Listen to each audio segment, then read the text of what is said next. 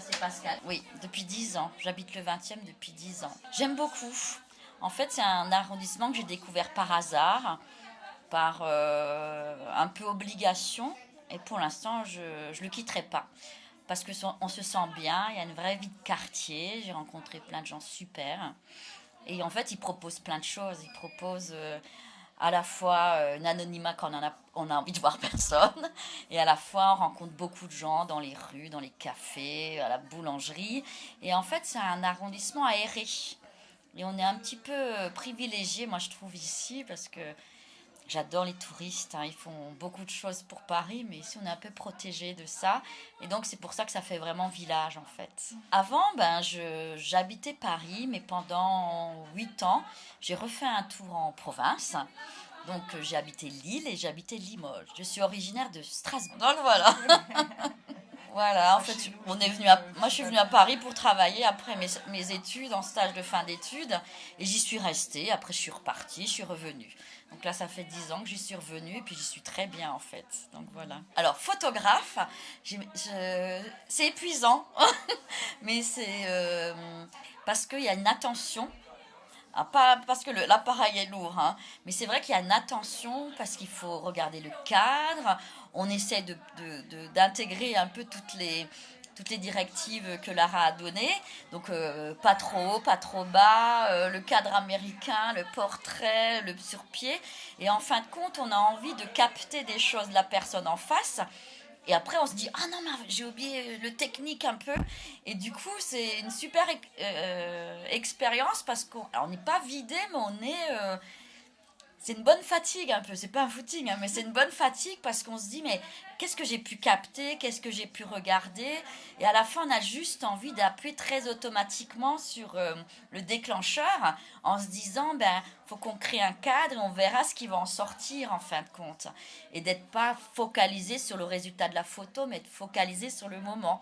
Et c'est vrai que le court instant, c'était pas très long, ça a permis ça en fait, en fin de compte, et ça donne envie de recommencer en tout cas, pour pouvoir être plus précis sur le cadre, sur le côté, le pied américain, portrait, etc. Et encore plus travailler, trouver des moyens de rentrer justement dans de faire qu'un univers en fin de compte. Et c'était très agréable. Un peu, on est vidé, mais c'est super intéressant en fait. C'est une très belle sensation.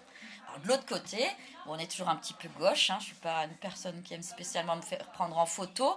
Mais en fin de compte, c'est vrai qu'au bout d'un moment, quand on discute, on ne voit plus l'appareil.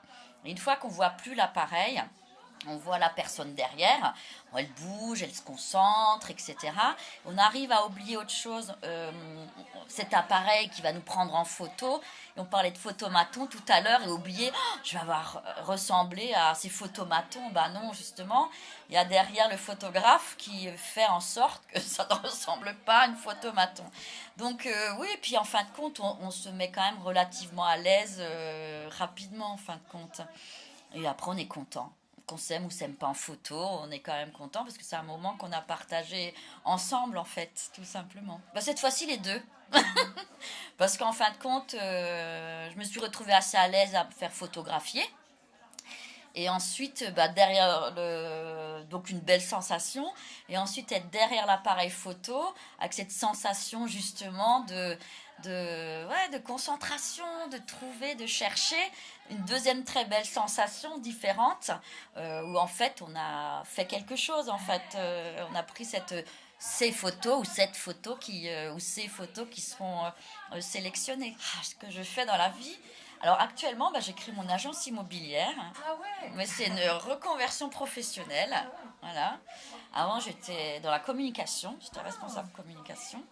Et depuis, j'étais fatiguée par ce métier. Alors, je ne travaillais pas en agence, j'étais chez l'annonceur. Et en fin de compte, je savais pas trop. J'ai créé une agence de communication, mais j'étais pas motivée. Donc, c'est compliqué de convaincre un client quand on n'est soi-même pas motivé et convaincu. Et par hasard, j'ai découvert ce métier de l'immobilier qui m'a fait dire c'est pas mal, c'est très complet comme métier, c'est difficile, mais quand on l'aime, il est facile. parce que c'est des rythmes pas possibles, c'est beaucoup de relations. Et donc, je suis allée travailler dans une agence pour apprendre le métier pendant 2 ans et demi. Et là, je viens de créer ma propre agence et je suis ravie. Je suis épuisée, mais bien une bonne fatigue et c'est un très beau métier parce que c'est des projets, c'est des gens, c'est prospecter, découvrir, chercher, c'est vendre, c'est accompagner. Et comme je dis toujours, moi j'adore à la fin d'une vente, une belle vente c'est quand tout le monde est content, le vendeur, l'acheteur et moi, parce que j'ai eu ma commission. Et quelque part, bah, ça me permet encore de découvrir autrement le 20e arrondissement de Paris, même si je travaille dans d'autres arrondissements. Et bah, je travaille chez moi, je suis indépendante. C'est pas pour ça qu'on travaille moins, mais on travaille plus, on s'organise comme on le souhaite. Et je suis ravie parce que même si il y a des périodes, c'est un peu plus compliqué, tout le monde cherche des mandats, toutes les agences, mais c'est la règle du jeu, c'est un jeu. Donc en fait, il n'y a rien de catastrophique à chaque fois, et chaque fois, c'est des belles rencontres et des beaux projets. Et tout doucement, bah, de se faire connaître, de réussir de belles ventes, c'est un vrai plaisir. Donc pour l'instant, j'y crois encore, j'ai encore envie. Donc je m'éclate, comme on dit, et je suis ravie. J'ai pas de vitrine. Bah, j'ai les mêmes outils qu'une agence immobilière, j'ai ma carte de transaction, j'ai tous les outils de diffusion d'annonces, j'ai tous les outils de prospection, je fais des mailings, j'ai des crayons, j'ai des beaux sacs. Donc je travaille comme une agence immobilière, mais j'ai pas une grande vitrine où je vais mettre des panneaux vendus, vendus, vendus. C'est pas très intéressant. Et donc je travaille plus comme un cabinet d'architecture, un cabinet immobilier. Et de toute façon, je suis tout le temps dehors et pour l'instant, je travaille toute seule. Même si mon souhait, c'est de travailler avec 2, 3 personnes pour être plus présente sur le terrain, en tout cas dans le 20e.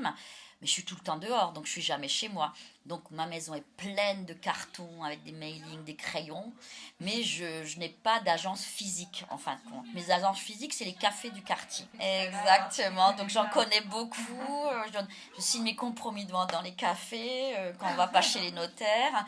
Donc voilà, c'est ma manière de travailler pour l'instant. En fait. Le premier qui m'a accueilli et qui a dit ton agence c'est chez moi maintenant, ça s'appelle le Country Bar. C'est 5 places Octave Chanut. C'est tenu par Alex. C'est un monsieur, un Égyptien, un ancien pilote de chasse de Air Égypte, qui est là depuis plus de 40 ans. Voilà, et puis dans son bar, il a plein de photos avec plein de comédiens, parce que son bar a beaucoup servi pour tourner des films. Donc ça, il est très heureux de ça. Et c'est un endroit super, en fin de compte. Et c'est mon adresse dans le quartier Campagne à Paris, en fait. Après, un endroit que j'aime beaucoup, ça s'appelle le Kawegi, c'est un coffee shop. Un endroit très sympa qui qui a ouvert depuis 1 an et demi, qui est avenue du Père-Lachaise, où là aussi c'est un peu mon QG. Et puis j'ai un autre QG qui est plus vers Jourdain, qui s'appelle les Mésanges, qui est aussi un endroit où il y a plein de gens qui se rencontrent, où j'ai déjà signé des compromis de vente, quoi. Donc, et après, je connais bien sûr tous les cafetiers du quartier, hein. Donc je bois beaucoup de café toute la journée. Après, alors, il y a plusieurs manières de pratiquer. C'est soit avoir des méthodes un peu plus agressives, comme certaines agences un peu plus américaines, faire du porte-à-porte, etc. Moi, je vais discuter avec les gens et comme ça, on a... En fait, c'est créer un lien de confiance, comme dans beaucoup de métiers. Et tout d'un coup, les gens s'habituent à vous. Je fais de l'immobilier, hein, je ne dis pas que je fais autre chose. Mais ils s'habituent à vous, ils vous donnent de la formation, etc., etc. Donc c'est un métier de patience pour moi. C'est un métier où il faut être pugnace. Et c'est un métier où il faut être présent. Et puis il faut être simple en fin de compte.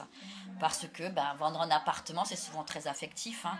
Que ce soit lors d'un décès, que ce soit lors d'un divorce, d'un déménagement, d'un agrandissement de famille. Et donc, en fait, on est toujours quand même dans un endroit où on habitait, on quitte et on va retrouver autre chose. Donc, c'est un peu accompagner les gens. On vend évidemment au mieux, mais en fin de compte, c'est un vrai accompagnement. Puis, il faut aller voir les gens, discuter avec eux tranquillement, et ils sont toujours très, très gentils en général. Il y a des acariâtres, hein, mais comme partout, mais c'est très, très rare en fait. Ouais, puis merci pour cette rencontre.